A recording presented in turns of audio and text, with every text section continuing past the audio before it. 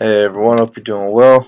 I want to talk about the little story before the weekend. Enrique, Mexico's president, and Angela Merkel, Germany's chancellor, had their meeting, and a lot of it was talk about Mexico wanting to increase trade with Germany because just how the United States has been treating Mexico recently, and like all the things they've been saying, and then the NAFTA agreement in question, and Trump's been kind of pushing back on a lot of countries' leaders. But seeing as Mexico is one of the United States' biggest trade partners, this is kind of concerning to me. Now, obviously, like the political side of it is whatever. I'm just talking about the ones and zeros, the numbers.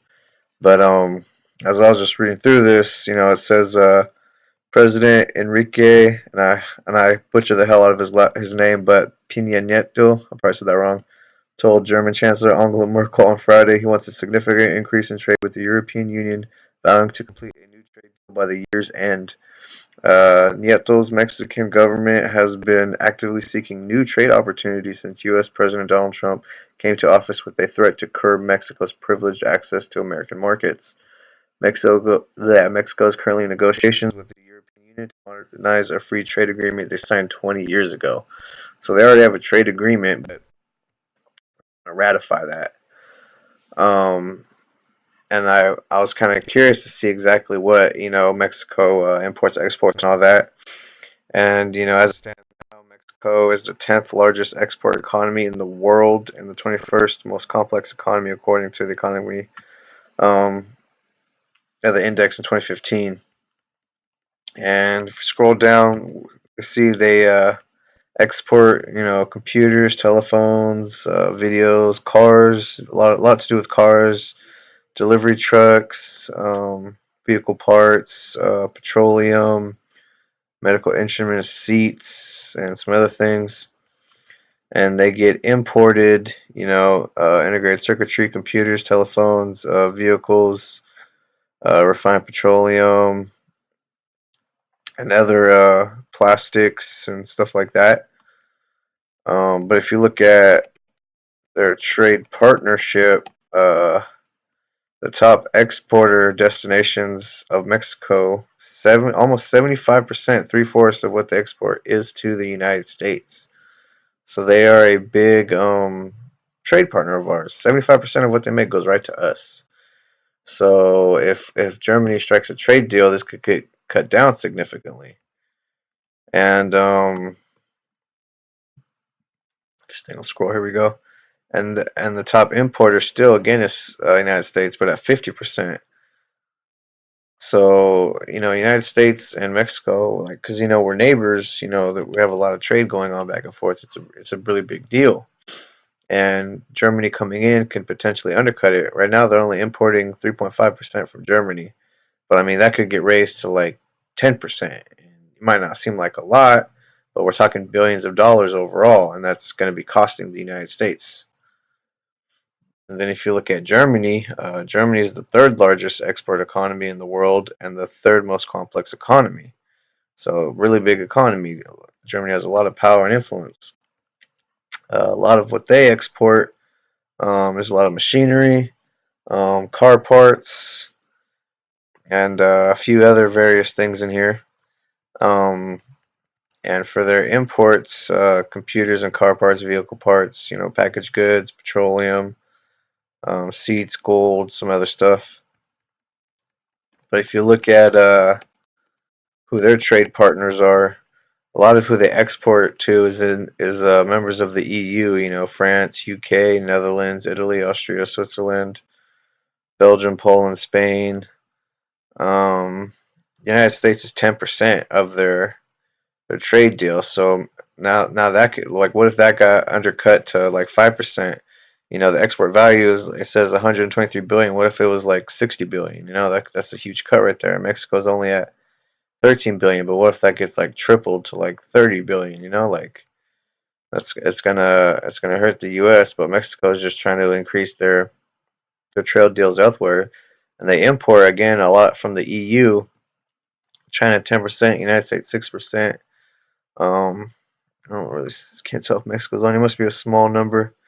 Oh, here we go, Mexico. So only 4.7 billion imported, but if Mexico, goes from that 75% or whatever down with the United States, this number is going to go up. So a lot of parts and stuff that Mexico makes, a lot of things that you know going from across the border from the Mexican border to the United States border, is a lot easier. Can run by railway, car, truck, so on and so forth. Going from Germany to Mexico would require ships, which would be more cost effective. But ultimately, if that's what Mexico decides, they're gonna go with that. They could just charter massive ships with cargo over back and forth. And it could be like millions of dollars worth of merchandise going back and forth every single day. So it's interesting to see this undercutting, and this is kind of what I always talk about when watching like politics and stuff like that. I know for a lot of people it's hard to watch and they get a little involved on everything, but really what I look at is like what are the trade deals that are going to come out of this? And as a United States citizen, I'm concerned, and I see these meetings. I see what they talk about. I try to think ahead, like what's this gonna affect? And a lot of what these two countries do, a lot of back and forth, is definitely car manufacturing. Germany already has factories in Mexico for making cars, so they could really just ramp up production with that, and a lot of what Mexico is exporting to the United States, now they could start exporting to Germany. So the United States might take a hit on that now. I don't know if our trade deal with Canada is just going to massively increase to supplement for that, but the money's got to come from somewhere. We can't just take a massive cut in trade and not get it resupplemented by another country. We have to. We're a multi-trillion-dollar economy. We can't afford to lose money. We spend so much on so many things, especially the military spending. But I'm interested to see how this plays out. And this is good. And this deal they're working out is going to be like towards the end of the year. So like by the end of 2017, there's probably going to be something massively happening with this, and I'm going to keep my eye on it. But I just want to like kind of share that and just kind of see what other people think, like what y'all think about that, because I don't like losing trade deals with our neighbors because those are the easiest trade deals to make. Like I said, you don't got to cross the ocean to do trade with Mexico. You just go south of the border. You don't got to cross an ocean to do a trade deal with Canada. You just got to go north of the border. Now if we're gonna lose trade deals to our neighbors, we're gonna have to cross oceans and stuff like that to get trade deals done, which is going to be more costly overall. It's more costly to send a gigantic ship out there with the crew, with cargo and all that, versus sending a truck or a fleet of trucks. Even is still cheaper. And as technology modernizes, trucks are just going to be on autopilot pretty much. They'll be less reliant on people, so it'll be even cheaper for them to export. You can't. At least I haven't seen them do um, automated shipping, which would be probably the next step. Just having ships just run on a computer program just back and forth to these destinations through the coordinates, and not really need a crew to pilot the ship or pilot the boat or the ship, whatever you want to say. But we'll see how that plays out. So I hope this was a little informative for you all. Again, as always, like I try to keep an eye on the overall market. I do more day trading now. I also do cryptocurrency and all that. I try to get my hand in a little bit of everything. I want to know as much as possible going on because I like to invest in a lot of different things because it's fun for me. And I like sharing this information with people because hopefully it can help them. So, anyways, if that was all good for you guys, just help me out. Click like, subscribe on my channel.